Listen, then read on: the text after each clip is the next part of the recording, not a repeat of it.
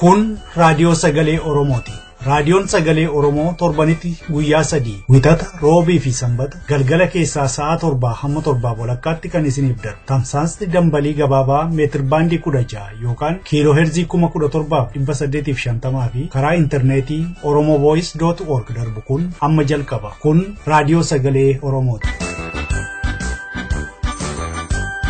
Dhaggeeffattoota keenya kabajamoo kun qophii keenya eebila 22 bara 2015ti.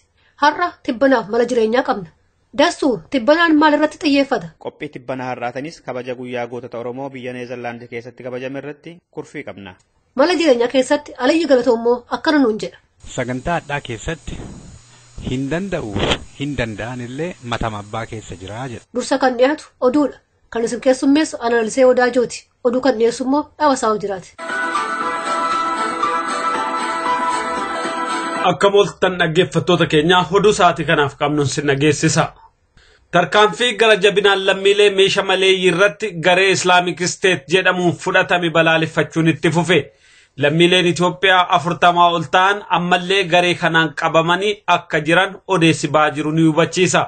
Gochaa gareen Islaamic State jedhamu kun Liibiyaa keessatti lammiilee Itoophiyaa kiristaanota ta'an 28 irratti raawwate kana uummati biyya lafaa hedduun balaaleffachaa jira.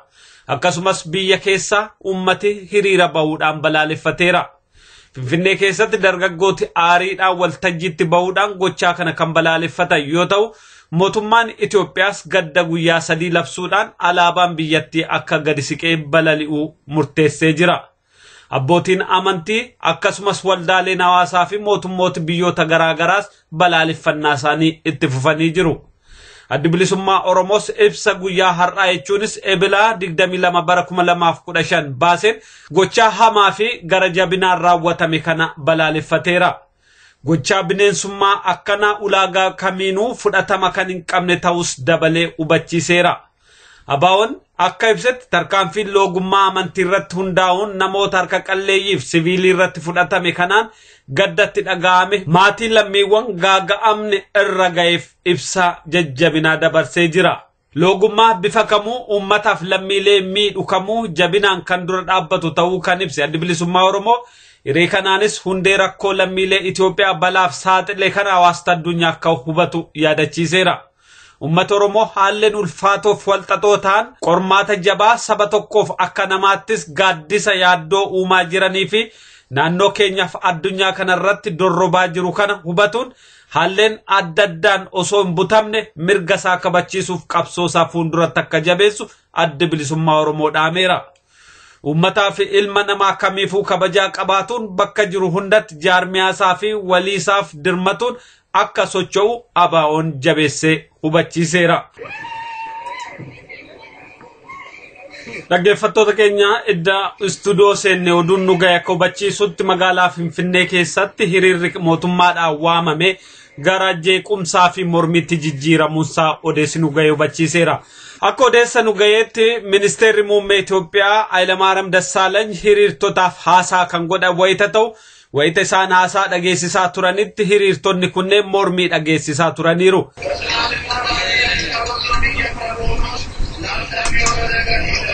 Mormii kana dhaamsuuf poolisiin federaalaa aara nama boochisu kan dhukaase yoo ta'u wayita kanattis namoonni hedduu otoo baqatanii walirra babba'anii akka miidhaman beekameera.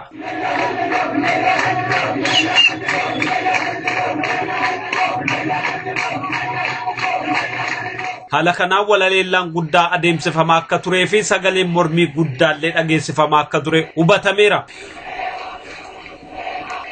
Hiriirtonni kun mootummaadhaan hattuu situ biyyarraa ilmaan keenya baasee ani sagalee dhageessisaa kan turan wayita ta'u poolisoonnis namoota hedduu akka miidhanii fi akka reeban hubatameera. Uummati sagalee tokkoon iyyummaa fi jeequmsa hotoo biyya keessatti kaasuu baattanii kun nurraan ga'u jechaa akka oole odeessi nu ga'e hubachiiseera. Hagammaatti namoonni meeqa akka miidhama wanti beekameen jiru. Poolisoota dabalatee namoonni hedduu akka miidhaman hubachuun danda'ameera. Hiriira kanarrattis ijoolleen dabaree wal baatanii otoo fiiganii akka mul'atanillee maddi keenya Finfinneerraa odeessa nu dabarseen nu hubachiiseera. Torban darbe keessa guyyoota 5 koreen gidduu OPDO Adaamaa galma Abbaa Gadaatti dhimma filannoo ilaalchisuudhaan walgahii taa'uun beekame. Akka odeessinu ga'ee ibsutti marii OPDO kun kan irratti xiyyeeffate of jabeessuu fi akkamitti akka filannoo baranaa itti milkaa'an anjessuudha. Dhimmicha irratti marii bal'aa kan adeemsaa turan koreen gidduu OPDO akkasumas qorannaa gama hojii adeemsisuu isaanii beekameera. Qorannoo kanarratti kantiibonni magaalota akka hirmaatan hubatameera. Haa ta'uutii walga'icha irrattis wal mormii fi wal falmiin hedduu hammaataa waan tureef akka caalu walii galtee malee addaan ba'an jedha gabaasaan achirraa nu qaqqabe. Leenjifamtoota kolleejjii barsiisota Jimmaa muummee herregaaf keemistirii garee torbaffaa jedhaman jala qarshiin 40,000 hatame. Qarshiin kunis kan fudhatames karaa barataa tokko ta'uun hubatameera. Sababa kanaanis barattoonni 100 ta'an qarshii ji'aan bitootessaa keessa kaffalamuu fi qabu waan dhabaniif rakkinaaf saaxilamanii akka jiran odeessinu ga'e ibseera. Silaa barataan tokkoon isaanii qarshii 400 akka argatan gabaasti kun addeesseera. Haga ammaattis bulchiinsi kolleejjichaa tarkaanfii fudhate akka hin qabne odeessinu ga'e addeesseera. Dhumarrattis konkolaataan imaltoota fe'ee Finfinneerraa gara Jimmaa imalaa ture konkolaataa biraatiin waan walitti bu'eef namoonni 8 du'an. Finfinneerraa namoota 27 fe'ee gara Jimmaa imalaa akka ture konkolaataan Ayisuuzii tokko. Konkolaataa Ayisuuzii loon qalmaa fe'ee Jimmaarraa gara Finfinneetti dhufaa ture waliin walitti bu'uudhaan lubbuun namoota 8 dabarte. Konkolaataan namoota 27 fe'ee ture sun magaalaa Jimmaa ga'uuf kiiloomeetira 50 wayita haafutti konkolaataa fe'umsaa biraatiin walitti bu'uutiin lubbuun namoota 8 darbe. Namoota du'an malee namoonni hafan 21 irratti miidhaan guddaa akka ga'ee fi isaanis yeroo amma tajaajila wal'aansaa fudhachaa akka jiran beekameera. Kana malees qabeenyi birrii miliyoona 2tti tilmaamamu akka manca'e illee beekameera. Dhumarrattis humni waraana Keeniyaa addaa humnoota Al-Shabaab 8 to'annaa jala oolchuu beeksise. Humni waraana Keeniyaa addaa kun humnoota Al-Shabaab 8 kana to'annaa jala kan oolche kaampii isaan qubatanii jiran kan naannoo Maandheerraatti argamu keessatti. 8 isaaniiyyuu lubbuu fi hidhannoo isaanii wajjin qabuu kan ibse waraanni Keeniyaa 7 isaanii Sumaalota ta'uu fi tokko Keeniyaa ta'ullee addeesseera. Humnoonni kun baasota naannoo Maandheeraa keessa socho'an 2 irratti tarkaanfii fudhachuuf qophiirra akka turan odeessa akka argate hubachiiseera. Mootummaan Keeniyaa yeroo garaagaraatti humnoota Al-Shabaabiin haleellaan adda addaa irra ga'aa turunsaa kan beekamu. Oduun sa'aatii kanaaf qabnu kanuma qophii keenyaaf waliin nagaan nu tura.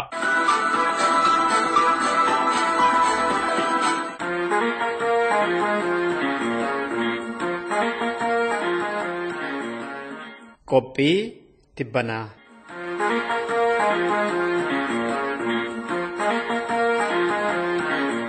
Hayyoonni siyaasaa akka hiikanitti gootni nama dandeettii humna yookaan immoo lubbuu qabu osoo hin qusanne kaayyoo siyaasaa takkaayu immoo mul'ata sabasaaf qabu dhugoomsuudhaaf jedhee wanta qaalii dalagee darbe yookaan immoo bu'aa guddaa buuse lubbuun illee kan jirudha jedhu. Gara waggaa 33 dura ture gootonni Oromoo bilisummaan Oromoo fi walabummaan Oromiyaa humnaan mulqaman deebisuudhaaf adda bilisummaa Oromoo hooggananii dirqamarra osoo jiraniiti gammoojjii Shinillee keessatti harka diinaa irratti kan isaan wareegaman. Erga sirraa kaasee adda bilisummaa Oromoo keessatti guyyaan hooggantoonni muratoo fi qaqqaalii lubbuun isaanii itti kitimame kabajamaa ba'e.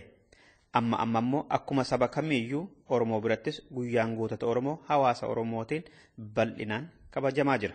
Sababiinsaas hooggantoonni kunneen amantii fi bakka dhalootaan osoo hin qoodamin kaayyoo tokkoof mirga Oromoof Oromummaatu dursa jedhanii yeroo tokkotti bakka tokkotti waan tokkotti wareegamaniitu dhaloota itti aanuuf seenaa boonsaa gadhaabanii firii guddaas buusanii wanta darbaniif.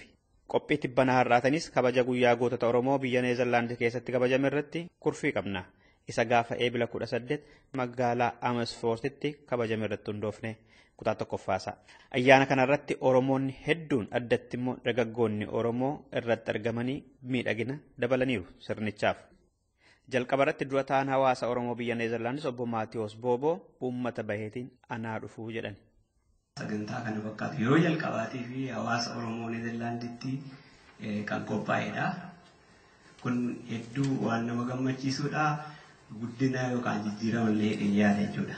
Ittaansee warreen sagantaa kana akka keessummaa ta'anii dubbii nu gochuudhaaf jedhanii afeerraa keenya fudhatanii nu gidduutti argaman. Akkasumas immoo miseensa hawaasa Oromoo Neezerlaand martinuu sagantaa kana milkeessuudhaaf qooda irraa hirmachuudhaaf asitti argamuu keessanii fi maqaa hawaasa Oromoo Neezerlaandiitiin isin galateeffadhaa. Hedduu galatoomaa. Marii gaarii nuuf haa ta'u, yeroo gaarii nuuf haa ta'u isiniin jedha. Hedduu galatoomaa.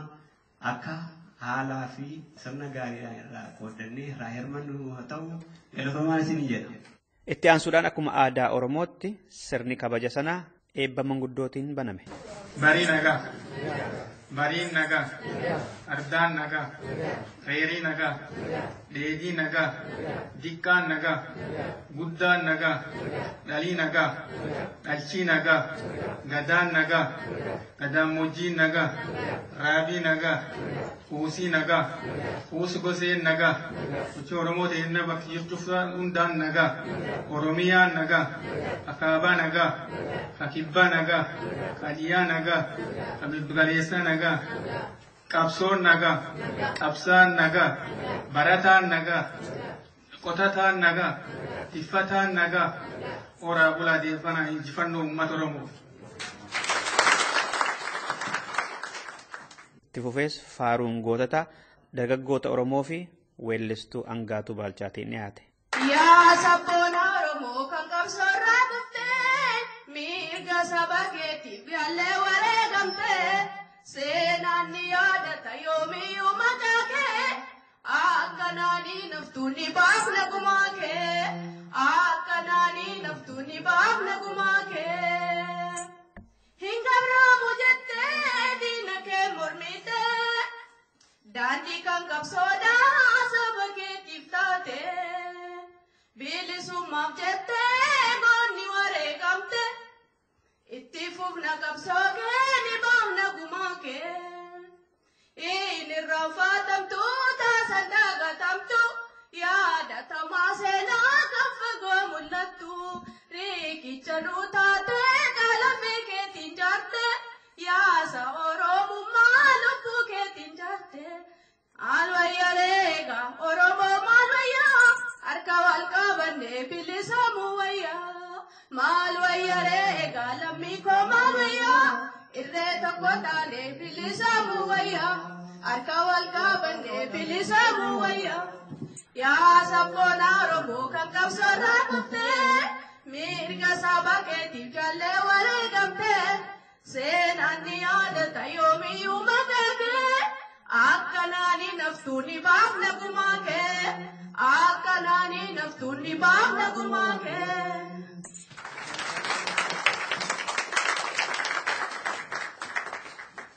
Sirna sana irratti weelluu geerarsaa fi haasaan dhimmoota adda addaa irrattis godhamaniiru. Isa keessaa walaloon dargaggoo ibsaatiin dhiyaate akkas jedha.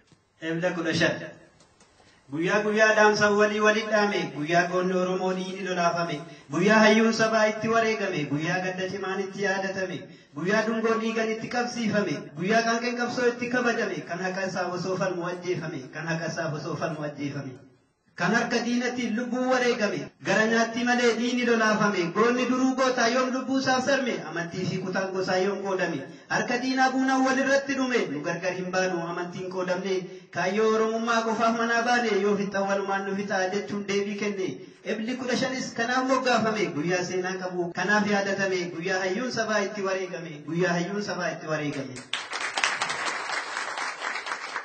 Seenaan hammeenyummaan habashaan godhame calankoo caliidhaa diini lolaafame harkaa farme ayyoo aanodatti hidhame aduuletti Oromoon jumlaan awwaarame Oromoonni walloo manaa waliin gubame Oromummaan isaas kan irraa murqame duguugan sanyiidhaan nurra raawwatame ifaajee gootatiin hangana ol qabame guyyaan goota Oromoos kanaaf kabajame guyyaan goota Oromoos kanaaf kabajame.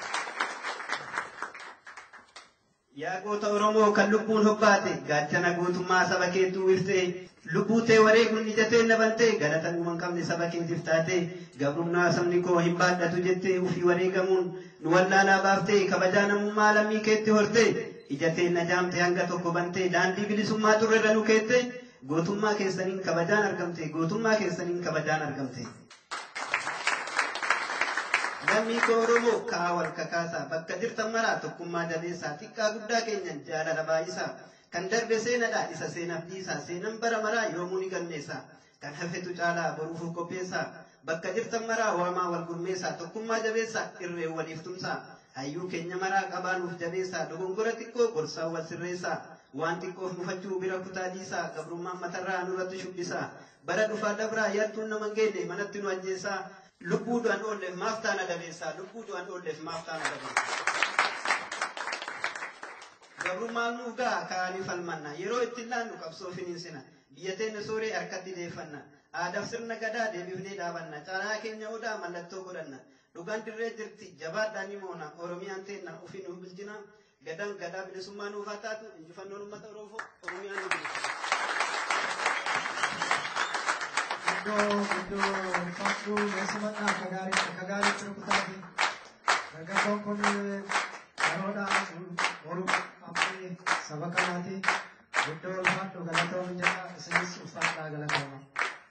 Tole kanattaan dabla 15 laashisee keessummaan keenya kabajaa as bahanii haasawii nu godhu. Obbo Mulgeetaa Moosisaa.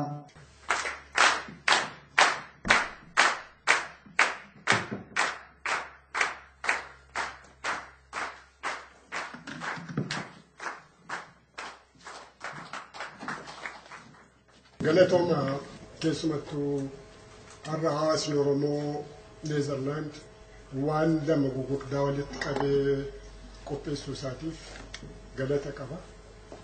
Tokkoffaa guyyaan kun guyyaa seenaa Oromoo keessatti guyyaa guddaadha, iddoo guddaa kan qabu. Gara fuulduraattis iddoo guddaa qabatee kan deemudha. Lammata kana waliin kan qindaa'e guyyaa marii mirga namoomaati. Kan waliin deemudha, kan waliin dhaabbatudha.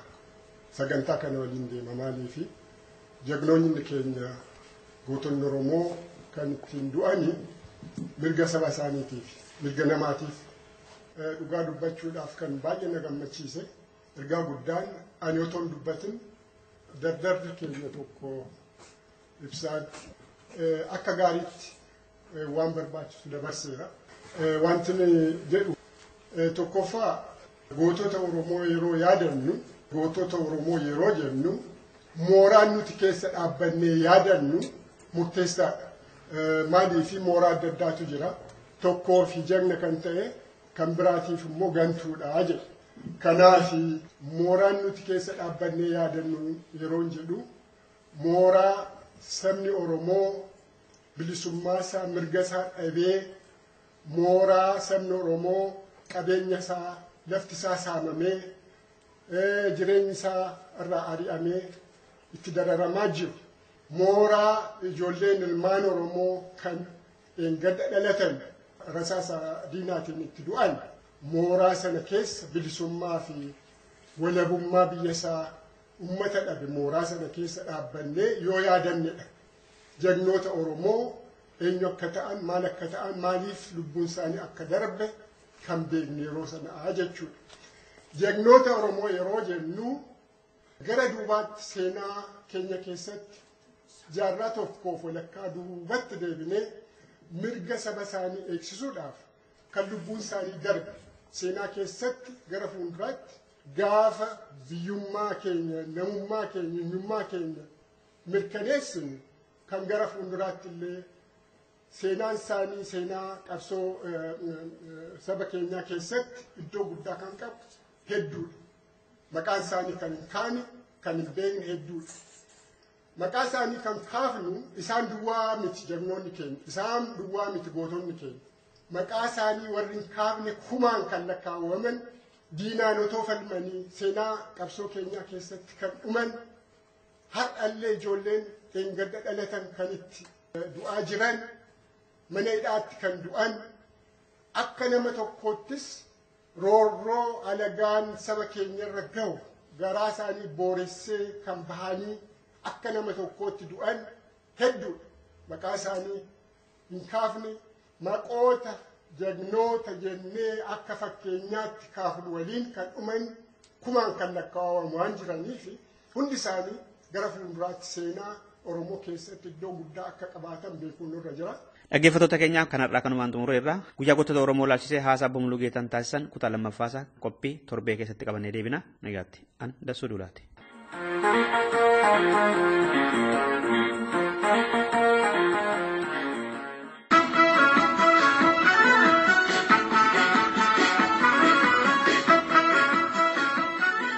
Akkam jirtu dhaggeeffatoota keenya. Kun sagantaa mala jireenyaati. Ani qopheessaan keessan Aliyyi Galatooti itti dhiyaadha. Sagantaa addaa keessatti hin danda'uuf hin danda'an illee matama abbaa keessa jira jedha. Waan tokko hin danda'u yeroo jettu qajeelama jirta. Hin danda'a yeroo jettullee qajeelama jirta jechuudha. Maaliif yeroo hin danda'u jettu wanti ati mataa keessa sottu waan armaan dura dadhabdeettu muuxannoo qabdu waan naannoo kan kee jira waan akka ati waan san hin dandeenye si dhooguu danda'u mataa keessatti akka ragaatiif barbaadataa jechuudha. Yeroo hin danda'a jettullee waan naannawa kan kee jiru waan armaan dura daladdeettu waan dalagamee argiteettu kanneen walitti qabatteet hin danda'a jetta. Garuu lachuu burqaan isaa yookiin immoo bakki inni irraa dhufu mataa kan kee keessaa waan tokko ati dhiisuu danda'uuf dhiisuu dadhabuu irratti dhaaqafa. Ka hin danda'u si jechisiisu yoo dhiiftellee filmaata biraa yoo qabaatte. Ka hin danda'a si jechisiisullee hin dandeettaa qofaaf uduun taane waan tokko dhiisuu dadhabuu irratti hidhaa qabaa jechuudha. Kanaaf uummanni Oromoo wanti waan kana isinii kaaseeffadha. Feetuu garbummaa keessa hin taa'allee yoo jette danda'ee bilisan ba'ullee yoo jette si'umatu jedha. Garbummaa jalaa hin bayaa bilisan baalle ka jedhu matama kan keeti.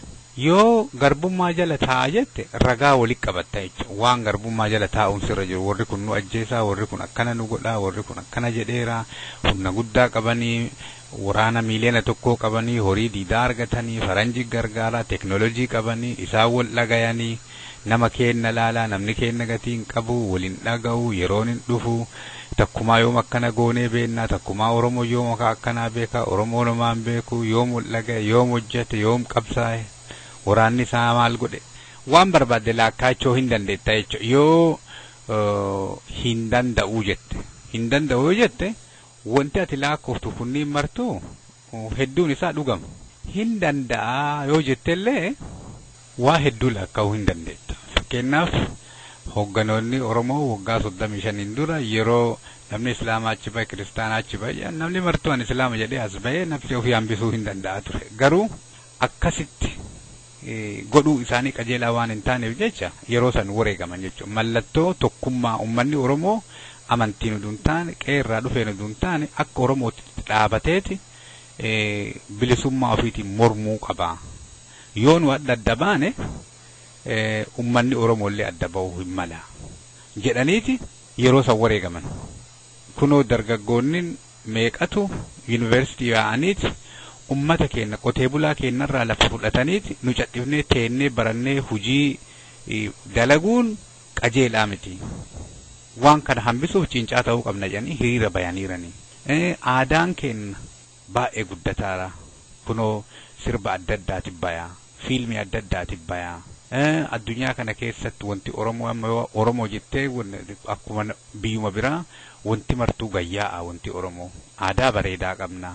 Seenaa bareedaa qabna. Nu Oromoon nama miinee hin beennu. Takkumaa namni biraa dhufeeti qeetiin rakkatee hin beeku. Kunoo Tigireen nu keessa jirti, Amaarri nu keessa jira, Kambaanni nu keessa jira, Sidaamni nu keessa jira, Sumaaleen nu keessa jira, Guraageen nu keessa jira. Oromiyaan maraa ammatti uummata aadaa qabu, uummata nama maraa jaalatu. Uummanni nama maraa jaalatu ka aadaa bareedaa qabu wanti inni garbummaa jala taa'uuf hin jiru. Garbummaa jala taa'uus haqqaanyi. Kanaafuu yoo an garbummaa jalatti uummata kana dhiise waan gaarii maqaa Oromootiin laakka'u kana marabbada. Kanatu akka ati hin teenne akka ati waa gootu si godhaa jechuudha. Kanaaf hin danda'amu fudhachuu hin dandeettu. Maaliif hin danda'amu jette waa ati jaalattu waa ati jireenya godhatte waan eenyummaa kan kee ibsutu bada. Yeroo wanti eenyummaa kan kee ibsu jireenya kan kee ibsu badu atillee hin duutu akka namaatitti mataa qalbiin kan kee waan du'u jecha dhiisuu hin dandeettu jechuudha. Kun illee kan hin danda'amu jedhu goma amma kun hin danda'ama jedhu kana waan hin qabneef hin danda'amu jedhaara. Garaagarummaan nama hin danda'amaaf hin danda'amu kun hin danda'amu irra lufeeti akka danda'amu waa isa godhu mataa hin qabu. Kun ammoo waan kun hin danda'amu jedhu ittuu dhufee hin jiru. Yookiin ammoo itti dhufeeti harkan kennadhu duuma du'a rakkadhuma rakkadha haga ture haa turu haga fedhanirraa fudhatu ittuma fufaa jedheeti deemaa jechuudha.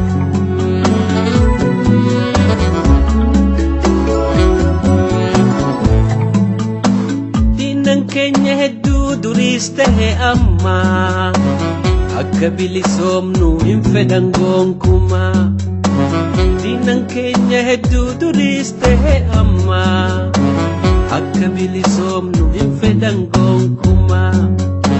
Callifnee yoo teenye akka dur sobamaa ammaas nu fe'achuuf isaan qophaa'umaa. Nukaasaa yaa ilmaan Oromoo nukaasaa gabrumsaan nu miidheen buqqaane ittisaa kan bira kan buune iddoosaa bakka jirtan maraa warra isa finiinsaa.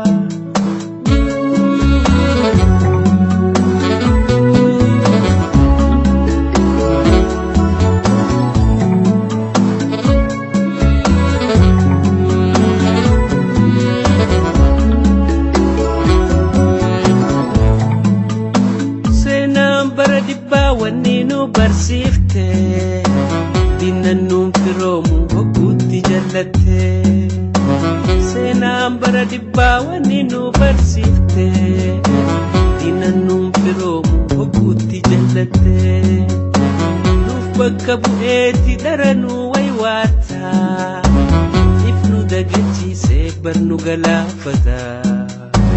Nukaasaa yaa ilmaan Oromoo nukaasaa gabrumsaan nu miidheen buqqaane ittisaa kan bira kan buune iddoosaa bakka jirtan maraa warra isa finiinsaa. Namni badaan yookiin immoo namni waa balleessu heddummaachoo isaa utuu hin taane warri waan gaarii dalagu dhabamuu isaaniitii jecha jedhu jira jechuudha. Kana yeroo deebifnu warra garbummaa keessa teennaa hin dandeenyu jedhu baa'achoo isaanii utuu hin taane warri bilisa hin baanaa hin dandeennaa bilisummaaf hojjannaa jedhan diqqaachutu bilisummaa tursiisa. Warri silaa hin danda'amu garbummaa keessa ho'ifanneerraa yoo akka tasaa bilisummaa dhufte hin barbaanna garuu yoo hin dhufne asuma keessa teennaa bakka beennu kana keessa dhalanne warri janan ka isaanii silaa ifa waan deemanii ilaalan hin qabu jechuudha. Warri bilisummaa barbaanna jedhu ammoo qabeenya ofii beekumsa ofii dandeettii fi yeroo isaa walitti qabateeti humna guddaa godhateeti bilisummaa barbaadu san dalagaan mul'isuu qaba. Yoo dalagaan ka hin mul'ifne taate namni walii hin beekuu jechuudha. Kamtu bilisummaa barbaada, kamtu bilisummaa hin barbaanne, kamtu bilisummaa waa baasuu fedha, kamtu bilisummaa homaa baasuu bilaasha barbaada walii hin beekanii jechuudha. Kanaaf warra barbaaduuf warra hin barbaanne yookaan warra hin danda'amaaf hin danda'amu jedhu adda baafachuuf yoo hujiin mul'ate jechuudha. Hujiin yoo mul'anne namni adda bahuu hin danda'u. Kanaaf yoo waliin taa'u ka hin danda'ama jedhuuf ka hin dalagamaa jedhuuf ka hin dalagamu hin danda'amu jedhullee ta'e yoo lachuu waa godhaa hin jiraanne akka waa hin danda'amneetitti namni raasaa argaa jechuudha. Kanaaf warri hin danda'amu jettani silaa haga namni hin danda'ama jedhu isinin mul'isuuf homaa gootanii hin dandeettan jechuudha. Warri ammoo hin dandeennaa jettan ammoo mul'iftan malee akkuma nama waa hin dandeenyeetiin waan lallamuuf jecha warri waa hin dandeenna jedhu waa dalaguu qaba. Kanaaf jiini kun ji'a Oromoo waan ta'eef jecha jiini kun ji'a waa dalaganii waa mul'isanii action waan ta'eef waan tokko alatti ta'e biyya keessatti ta'e waan mul'atu tokko waan kun kanatu ta'ame jedhamu tokko namni mul'isuu danda'a jechuudha waan xixiqqaarraa qabee haga waan gurguddaa.